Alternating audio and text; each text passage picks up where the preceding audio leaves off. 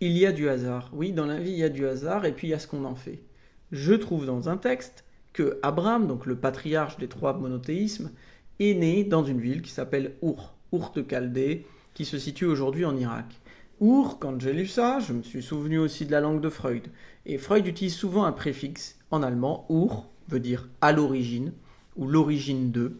À l'origine donc Urvater, le père primitif, ou Urverdrängung, le refoulement originaire. Dans les deux cas, il utilise ce moment de d'originaire, pour désigner la première fois. La première fois qu'il y a un refoulement et qui permettra des suites de refoulement, la première fois qu'il y avait un père et qui a été mangé par ses enfants, réparti, et donc qui donnera naissance à toutes sortes de pères. Il aura une descendance. Voilà. Et avant ça, il n'en a pas. Donc, c'est le départ d'une série.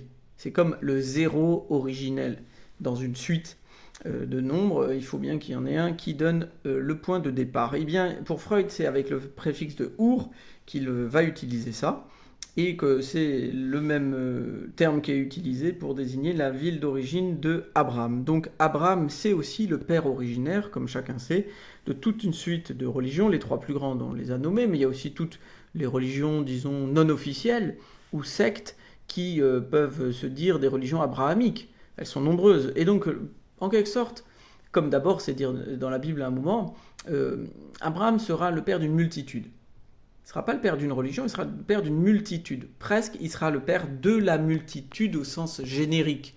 Tout ce qui se multipliera proviendra de lui. Et pourquoi je parle de ça? Si c'est non une concordance phonétique, c'est aussi clinique. Voyez la chose.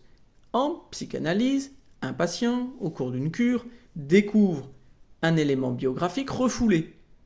Et cet élément explique une partie de son symptôme.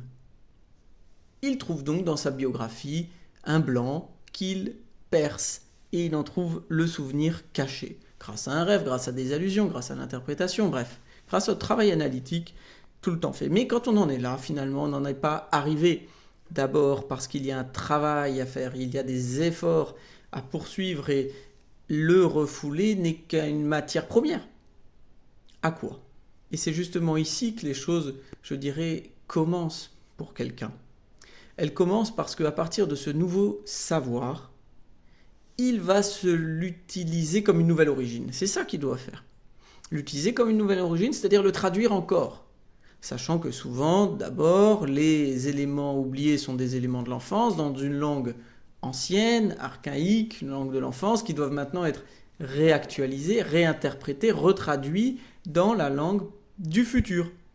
Puisque ce genre d'élément biographique refoulé doit être conduit à être transformé en un projet.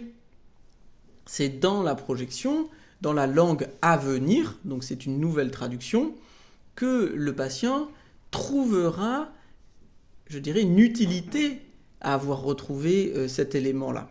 Il doit donc passer d'une langue originelle à une langue d'envoi, à une langue qui l'envoie vers autre chose. Et ça, il peut le faire de bien des manières. De même qu'Abraham a donné naissance à plein de religions, et peut-être d'autres qui viendront, pourquoi pas, eh bien, un élément refoulé, il est une source intarissable de projets, de projections, et donc de renouvellement. L'objet d'une cure, c'est de retrouver des points qui sont virtuellement capables d'offrir au sujet de nouveaux départs qu'il n'avait plus parce qu'il était coincé dans un symptôme, c'est-à-dire dans une rigidité de son histoire. Et donc on peut proposer un néologisme pour parler de l'origine de quelqu'un en gardant le préfixe de ur et parler de quelque chose qui serait original. Voilà. Donc l'original, c'est pour dire le début qui est infini quand on le retrouve enfin et qui permet de la pulsion et de l'histoire de se répéter, de se continuer, de se réécrire sans cesse, puisque rien n'est encore écrit. Voilà ce que nous apprend Abraham, voilà ce que nous apprend Freud, et voilà ce que nous apprend une cure psychanalytique pour tout le monde. Voilà.